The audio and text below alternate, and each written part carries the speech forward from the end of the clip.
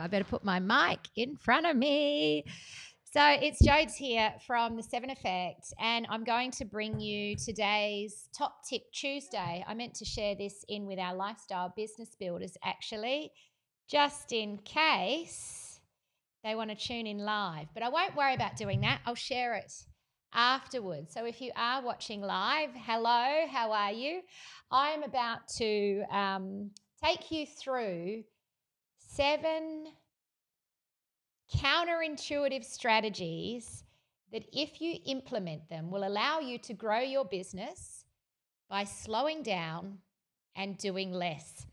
And speaking of slowing down and doing less, on my live, there's quite a bit of a delay. We're having a lot of internet problems here at the Life Design Studio at the moment. So hopefully this is coming through okay and it is not too delayed from you. I have watched replays before and the camera does catch up.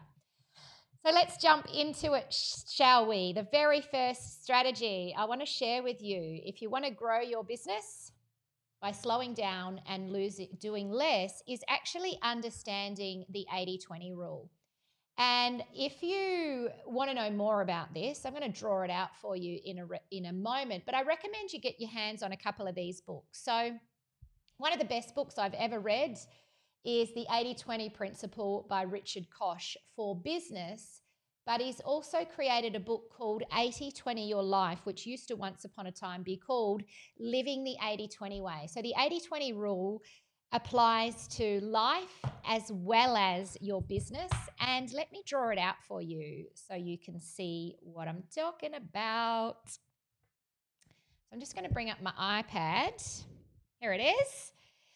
So when it comes to getting results in your business and even in your life, there are 2 continuums you need to be aware of. The first one is all about your rewards. So rewards run this way. And basically your rewards are like your return on investment, otherwise known as the ROI. Now, sometimes you can do things and they give you a very low return on investment, not necessarily what we're aiming for. And other things will give you a much higher return on investment. So obviously, low is not the way to go. We want to find strategies that are over that side of the continuum that are going to give us a higher return on investment. The other thing we need to understand is our levels of effort. So if we had reward running horizontally, we've got effort running vertically. And when it comes to effort, you can work hard. And this is your high effort type stuff. Let's just move that there. Or you can work smart. So this is high and this is low. So again, I'm sure you would much rather work smart than work hard. And so when it comes to the 80-20 rule, it's important to understand that there's definitely spaces that we are shooting for and places that we don't want to go. And a question that I think is really handy to get in the habit of asking yourself is this low effort, low reward? And if it is, it lands in this quadrant here. And this is what you would call your time wasters. You know, sitting in front of the telly, watching TV for hours, very low effort, usually pretty low reward as well. I mean, it can be rewarding if you love the show, but it's not really going to give you a great ROI. So it's just what we call a time waster. Then you have this space up here, and this is your high effort. Low reward, high effort. This is the worst place to be. This is where you lose not just your time, but your money and your energy wasters. And, you know, some of the worst people you can have on your team are people that take a simple task and they make it difficult. You do not want that sort of work ethic. Take something that could be done very simply and quickly and they turn it into a long, elaborative thing. That's low return, high effort. You don't want that. This space over here gets an amber light. And this is because this is where things often start out. So new or growth type projects in your business. We all know what it's like to start something new. It can be a lot of effort. It can be exhausting trying to get it off the ground. But when you do, it can ultimately give you a great return on investment if you do it well. And it's important to understand the thinking behind the 80-20 rule, because when you do, you will realize that even though something might start in the high effort, high reward space, ultimately we want to do what we can to get it into this quadrant. This is your 80-20 sweet spot. It's the things that are going to take the least amount of effort from you and deliver the greatest level of results. Essentially, if we look at it this way, 80% of the time, most of what we are doing is wasting our time. And only 20% of what we do actually give us 80% of the results. So what we want to do is we want to find that 20%, the stuff that we do that's little effort, great return, and we want to do that 80% of the time. So that's strategy number one, is really get to understand the 80-20 rule. I live by it. I absolutely love it. Strategy number two is all about developing your life plan. Now, this is really what I would say is the missing piece of the puzzle for most business owners. So when we work with people, we take them through a process and we create what's called a life plan. We'll also go through a bit of a life audit, and we have really the 7 elements of life. I'll just take that one down. The 7 elements that we work through, and we break down this big thing that can be sometimes perceived as a messy project, which is your life, and we segment it. But you might just do something really simple, like write down your goals. Oops, I don't want to bring that up. We want to close those off. And stick them on the fridge. Write a list of goals, put them up on the fridge. But the reason why this is so important is because if you don't have goals for your life and you don't have a life plan in place, your business will become your life. This is something you really need to understand. And so if we want to then look at, well, how do we break down the big picture that is your life? Let me just run you through the 7 elements quickly in case you want to do that in your own life. So firstly, we want to look at the brain element, which is your mental health and well-being. Then we look at the body element, which is all around your physical health and well-being. The being element is looking at the environment that you be, the house environment, the work environment. It's about creating beautiful spaces. The love element, which is the 4th element, is all about your relationships in life, not just romantic, but all relationships. Then we've got the time element. Have you got time to do the things that you love, or do you feel like there's never enough hours left in the day? The money element. Do you understand how to make money work for you, and are you investing it, or do you feel like you are a slave to trading your time for money? So we want to undo the conundrum of time and money. And then, of course, there's the passion element. And the passion element is represented by the fire, because this is the stuff that lights you up. It's like your intrinsic motivation, the things that you really love to do. And what I've come to realize is when business owners get burnt out or overwhelmed, that is the fire that distinguishes first. And a lot of the time people work with us and they say, well, my real big goal at the moment, Jody, is to actually work out what it is that I'm passionate about. So strategy number 2, plan your life. Strategy number 3, crunch your numbers. Oh, it's coming up, not coming up the right one. It should be crunch your numbers. So let me go here. Sorry, my slides are going all over the place because the internet's so slow, and that one had the wrong thing. But anyway, let's talk about crunching your numbers. So we use the coach's calculator. If you've worked with me before, you will know and love this tool.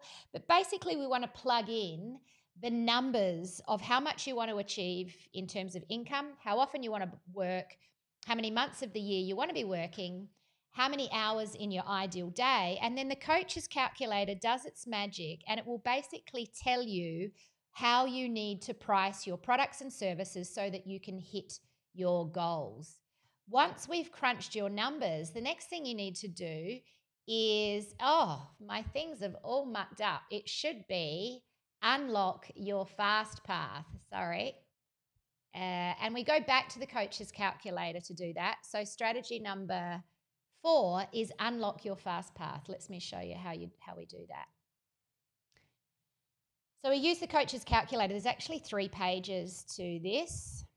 My computer's not playing nicely. I've got the wheel of death spinning, I'm afraid. Hopefully it will come. Here it is. Coming through. Yes. So your fastest path to your goal income is about finding what is our low effort, high reward product or service that we can sell the most of with the least resistance. So when it comes to unlocking your fast path, I'll give you an example here. A while ago, I was working with a lady. Well, I still work with her. She's in our business building program. You may have heard of her, Suzanne Ingleton. She's a really great example of the magic of what can happen when you unlock your fast path. When I first met Suzanne, she was charging $65 an hour. She was struggling to get clients, and most of her 1-hour sessions went for sometimes 2 hours. When we crunched her numbers, we realized based on her current business model that she would need to sell 160 sessions per month, every month, to reach her goal income, which was 120 grand a year, 10K a month. What we did instead was we went, you know what, let's stop selling time by the hour, and instead let's build you a high value program. So it started out as her 5-in-4 program. And, there was a process to this. We designed it up. We unpacked all of the great stuff she would include in the program. And when we listed it all out, it was actually valued at around $2,000 or even a little bit more, about $2,500. That was too far for Suzanne to go. She was like, I can't go from $65 to charging $2.5 grand. So we decided to launch it at $750. And the interesting thing is, and my calculator's not going to click through, I don't think. Hopefully it will now. The interesting thing is, within a matter of, I think, 3 or 4 weeks, Suzanne actually sold 9 of those. Maybe it was in her first month. And here's what happened. After she sold 9 of those in her first month, she made, wait for it, $6,750. Boom. Now, the great thing about this is 1.5 years later, Suzanne has continued to upgrade that program. It now sells for $2,500. I think on average, she probably gets, anywhere between 8 and 10 people a month booking in.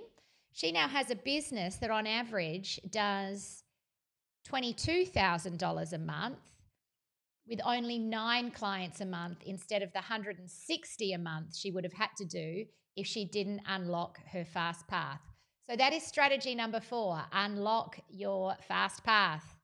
Strategy number 5, the 4 fundamentals. So I'm going to go back to my iPad and draw this out for you. So when I was working with leaders in the corporate world, I was gobsmacked at how many of them were stressed and frustrated, and they just felt like they couldn't get ahead no matter what they were doing. And so I would always ask 4 questions, 4 very powerful questions. Number 1, what is your vision? Where is this all heading? Where do you want to go? And that's fundamentals number 1. If you are trying to grow your business, you need to get crystal clear on where you want to take it. You need to paint a really clear and compelling picture of your future and share that often so others feel compelled to want to get on board and follow. The next question, what is your mission? And the mission is all about your reason why. Why do you exist? Where is your heart? What is it that you are doing? What is the big ding in the universe you want your business to make? So you need to understand that. Vision, mission. The next one is What are your values? And your values are essentially the things that matter most to you, the things that you cherish like gold, that you hold true to your heart. You need to understand those because those become your anchor in your business. And there's a great quote by Roy Disney that says it's very easy to make decisions when you know what your values are. So, as a business owner, this is mission critical stuff. And then the final question is, how do you measure success? Whoops. Let's try spelling success again, shall we? And so these are the 4 critical questions that you need to ask yourself. And I'm absolutely amazed at how many business owners don't have these things written down.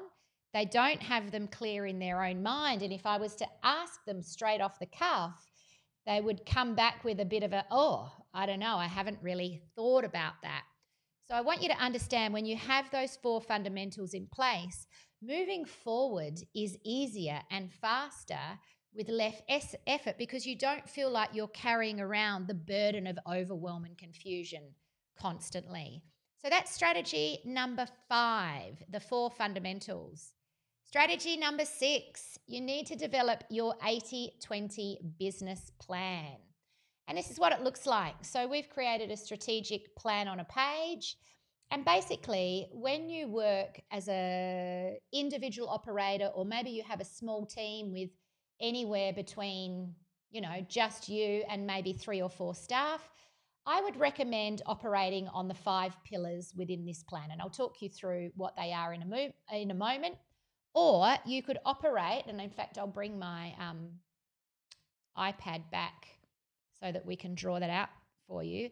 You could operate on the 6 pillars of high performance. So I think it was about 2006 or 2007. Yeah, maybe around then. There was a large study done on organisational performance. It was called the Australian High Performance Workplace Index. And they looked at what is it that organisations that achieve sustainable high performance do differently to those that are continuously struggling. And they came up with the 6 key focus areas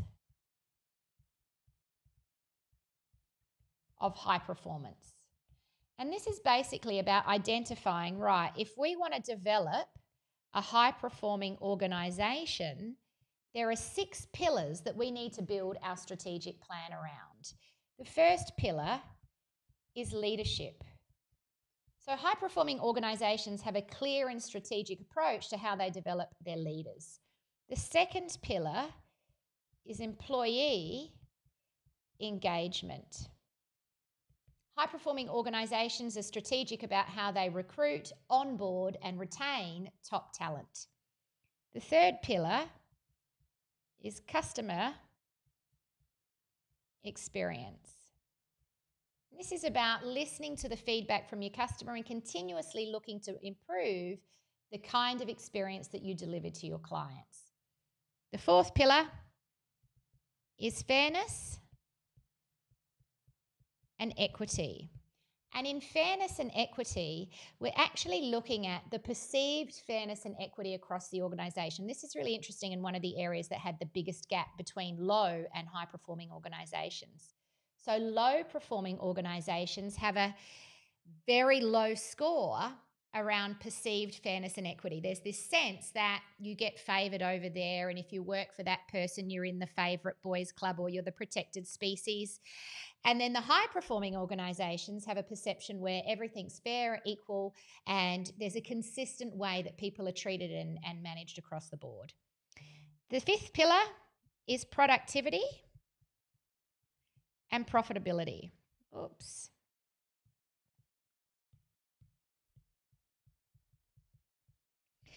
And this is really about saying, all right, when we look at our organisation, are we as productive as we could be, and are we as profitable as we could be? And this is very much where, again, the 80-20 rule of crunching your numbers and unlocking your fastest path comes into play. And then finally, the sixth pillar is innovation.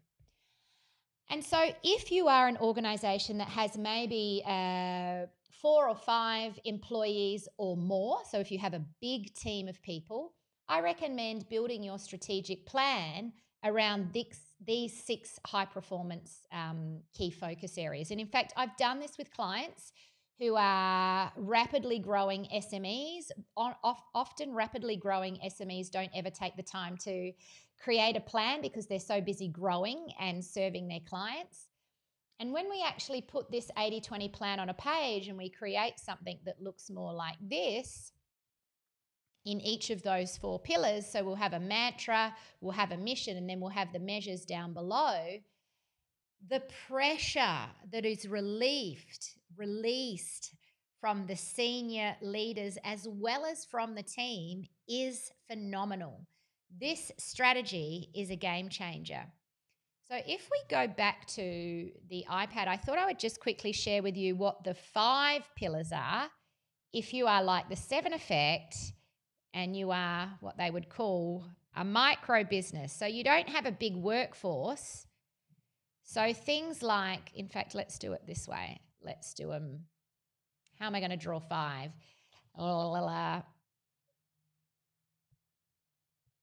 I know, we'll put 1 in the middle and we'll put the 5 there like that. So the 5 pillars that I would recommend looking at, because obviously you don't need leadership and employee engagement, so we merge those together, and it's slightly different when you're growing a smaller organization.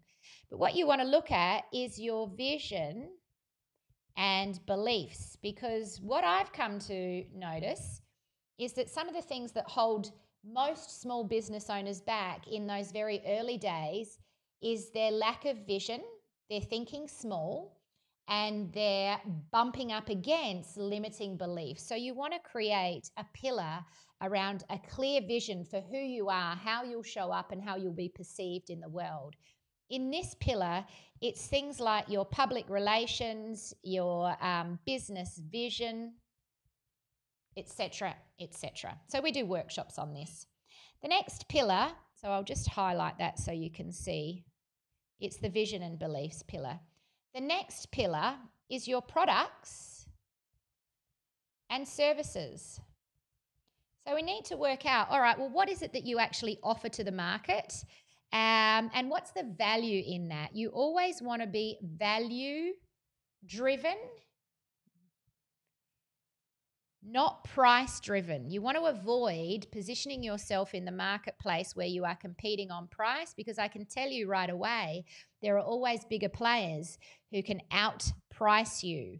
But if you are small, there's no one else that can do you just like you. So always compete on value, or always position yourself around your unique selling proposition. The next pillar is clients and cash flow. So you want to identify how many clients do we need for how much to hit our revenue targets as well as our profit percentages. So in this, when we work out this pillar, we actually crunch your numbers, as I've already mentioned, and then we calculate backwards, right, what do you want to turn over? How much of that, what's the percentage there that will be your profit margin? And what is your general operating costs to be able to achieve that goal income? So very, very fun thing to do if you like playing with numbers. The 4th pillar is your systems and structure. This is all about looking at technology, policies, procedures that can get you operating like clockwork. So you'll set goals and targets around that in your strategic plan. And this is just a simple plan on a page. We have a big one over here that sits on my wall. It's like this big giant thing. And it's just my go-to. I know, in fact, I can show you it once again. Where was it? There it is. It sits up there. I know how to check in with it. And every now and then when we get stuff done, we just go to the plan and we cross it off. And it's a really great thing to be able to do. So let's come back here and share with you the final pillar, which is community and contribution. And so in community and contribution, this is about looking at how will you grow your community, what will be your targets and numbers around the size of your community, what will you do as a community to contribute and make the world a better place. So it's all that kind of lovely feel-good stuff. So that is strategy number 6, which leads me to our final strategy, create accountability loops. And really, what I mean by this is build some structure around your weeks, your months, your years, where you are checking in on your plan and consistently being held accountable, either to a coach, a mentor, or an accountability buddy, your children, or your team, whoever it is that you can share your goals with and get them on board to hold you accountable. The way that we do that here at the 7 Effect is with a goals club. I tell you what, if you feel stuck in your life, then getting on board with a goals club will move you. 2 things: get a life plan. 3 things, actually. Get a life plan, get a business plan, join a goals club, and you watch yourself progress like nothing else. And it's the planning that helps you create the vision and get out of your own head and out of your own way and really start to move forward feeling inspired and energized to achieve something. But it's the monthly check-ins in the Goals Club where you truly tap into the magic of progress. Nothing motivates the human spirit like a sense of progress, like you are achieving things and moving forward. And a lot of the time, business owners get stuck where they feel like, you know what? No matter how hard I push, no matter how many hours I work, no matter how many late nights I pull, I feel like I'm still stuck and not moving forward. And sometimes it's not just in business that we get that way. In fact, a lot of the time, people feel that way in life. So if you want to get all of these strategies implemented in your business and your life, then I would recommend that you absolutely come and join us for the 3-day planning retreat, which of course is Freedom Fest. It is on in just 2 weeks here at the Stanford Grand, November 24th, 25th and 26th, where we will spend an entire day designing your ultimate life and creating that life plan, as I mentioned, around those 7 elements of life. Then we will spend an entire day diving into your leadership fundamentals and unpacking your marketing message for 2022 so that you can lead your movement with a clear, aligned vision, mission, values, and measures, and so that you can be positioned as the go-to expert in your industry.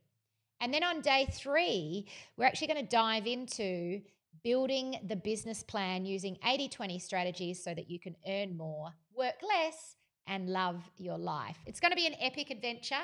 I hope you will join us. If you are not in Adelaide and you are locked down somewhere due to COVID, do not worry. We have live streaming, so you can actually pretend you're in the room with us, and you can get a really great deal at the moment on a live streaming. We will ship the goodie bag out to you. You'll have your kit there. You can set up from the comfort of your own home, and you can do the entire 3-day planning retreat with us. It's going to be incredible. It's on in just 2 weeks, so make sure if you want to get a ticket, put a comment below or reach out to me. We would love to have you there. All right, that's it from me. If you are watching the replay here on Facebook somewhere or on our YouTube channel, make sure you subscribe, comment, share. Let me know what else you want to learn next week in Top Tip Tuesday. And I will see you very soon. I'll watch the replay and make sure that this all worked as well. Anyway, have a great day. This is me closing out. Remember to comment,